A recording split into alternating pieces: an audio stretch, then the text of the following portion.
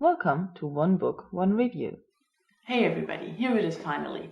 The book review of Boneshaker by Cherie, another steampunk novel. It took me a rather long time to finish, but not because I didn't like it. It was a fascinating story that makes you want to know what happens next. I just didn't have the time. Boneshaker is set in a Seattle of the late 1800s, but not a Seattle as we know it.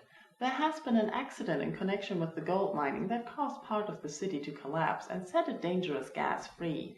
This gas is very heavy and it can be contained inside of high walls, which seal off part of the city where the accident has been. So much for the setting. The story follows Briar Wilkes and her son Zeke. Their family has a close connection to the accident, which makes their life hard in the outskirts now.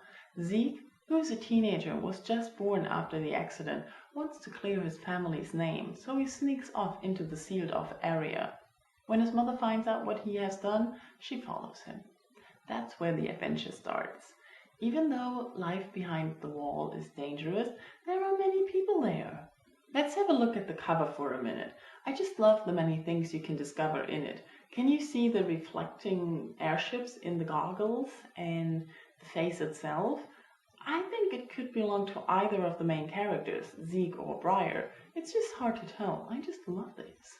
The story itself is narrated from various viewpoints.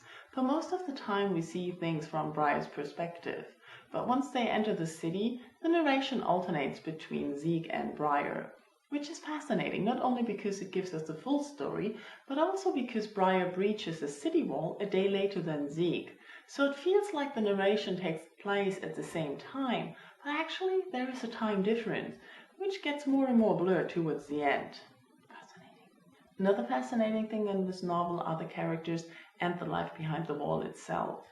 The poisonous gas is still everywhere above ground, so the people who live there have to wear gas masks all the time. But they have built contraptions to suck in air from above the ground into the tunnels they dug underneath this original city. It's really interesting how they live. And the characters. Briar and Zeke encounter a totally different set of characters as soon as they enter the city.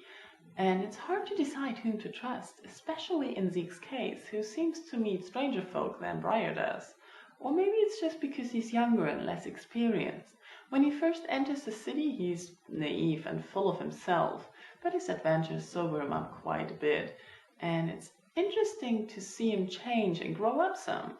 The characters Cherie creates are many and each of them different. Although she uses stereotypes, they all appear to be unique in the story. I really liked meeting all the crazies who appear to be willing to live in such a dangerous place. The danger does not only come from the gas itself, but from what it turns people into. Rotters roam the city, always looking for fresh flesh. And then there's the evil scientist who wants to rule the place. Boneshaker is a captivating adventure with steampunk gadgets and zombies. Sometimes you just can't stop reading for fear of what will happen next. I really have to thank Danny Marks for recommending this to me. It was an enjoyable read. I really liked it and I can recommend it to everybody who hasn't read it. Thanks for watching and have a very nice day. Bye bye.